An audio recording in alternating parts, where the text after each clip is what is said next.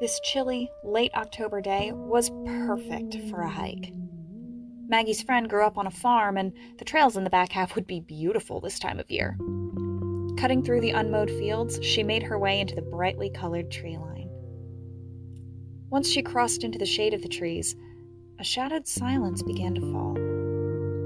Was it always this quiet back here? It seemed a little dark for how bare the branches had gotten. Still, there was a clear path before her, and she had a full charge on her phone. If she kept going straight, Maggie figured it would be easy to turn back around and walk straight out. The further she went into the woods, the more quiet it seemed. The crunching of fallen leaves under her boots was deafening in the heavy stillness. What time was it? It was hard to tell with how dark the woods were getting. Was it clouds blocking out the sunlight? It certainly wasn't the trees. They barely had any leaves left on them at all. If they ever did. They looked a little sickly, so they might be too dead to grow new leaves come spring. A glance at her dying phone told Maggie that it was past time to turn around. Looking back the way she came, her brows knit together, confused. Where had that clearing come from?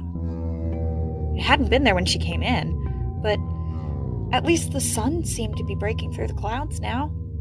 The place seemed warm and inviting, so Maggie took a step into the open space. This made no sense. She had to be dreaming, or something. In the clearing, she found what looked like a park. Maggie knew she hadn't gone far enough to leave her friend's parents' farm, so why was there a dilapidated playground out in the middle of nowhere? A shiver that had nothing to do with the temperature ran up her spine as she moved closer to the run-down playground equipment. The dead grass and crumbling leaves seemed to echo with every step.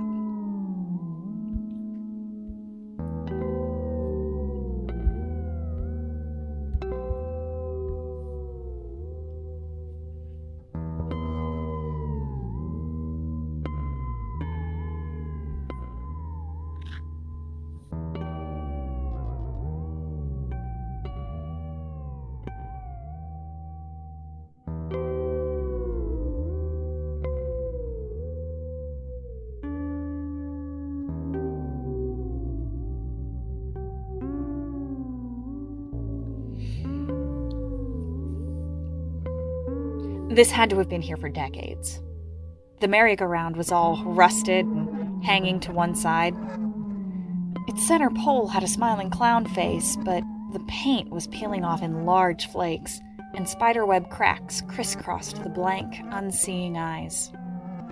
Beyond the rusted merry-go-round sat a seesaw. Dry rot had caused the seats to break and exposed the rusty nails that had held it together all these years. Maggie turned around and came face to face with a rusty spring rider, swaying in an unfelt breeze. It looked like something right out of the 70s. A giant yellow duck, faded almost to white, with wide eyes and a too large smile on its open beak. She knew this place had to be very old, because there was an ancient-looking giant stride off to the edge of the park. This thing looked even more dangerous than usual, with the rope rotting away and the rust covering the pole. It still had its topper, though. The head of a balding man, smiling with his eyes wide. As faded as it was, Maggie couldn't help but think that it was staring at her as she stepped slowly away. A sudden noise broke the deafening silence, so Maggie spun around to see what was behind her. Some of the tension left her shoulders when she saw that it was a little boy sitting on a tired-out bench. He couldn't have been more than 5 years old, but he was wearing an outfit that belonged 100 years in the past. His suit was crisply pressed, and his knicker socks were perfectly even. He looked very smart with his bow tie and flat cap, all in shades of gray. Maggie looked around for the boy's parents, but the two of them were completely alone. "Are you all right?" she asked. "What are you doing all the way out here?" The little boy looked straight at Maggie. The park was covered in total silence. Even the rusty squeak of the spring rider had faded into nothingness. In a small voice, the little boy said, "Help me get home, please?" "All right," said Maggie. "Where's home?"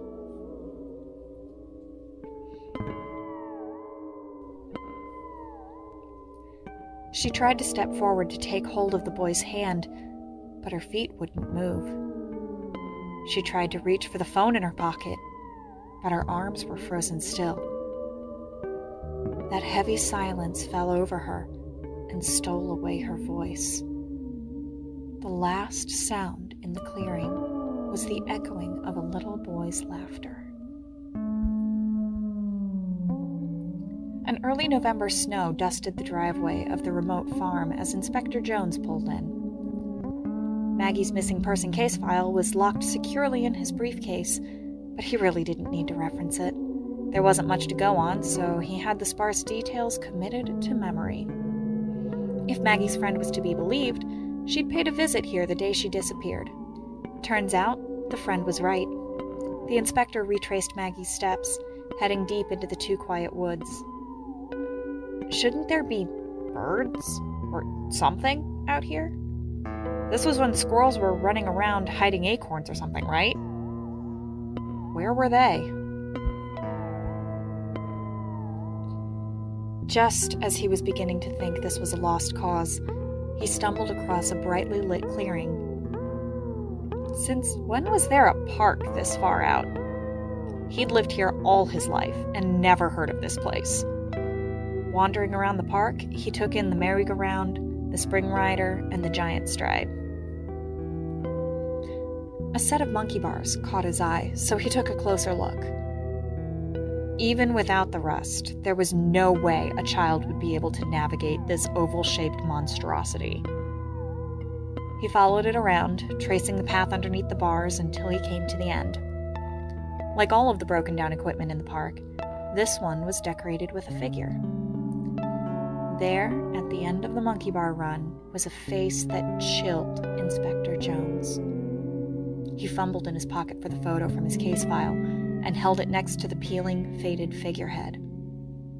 It was Maggie, with a smile that didn't quite reach her wide eyes, staring into eternity and waiting for a child to come.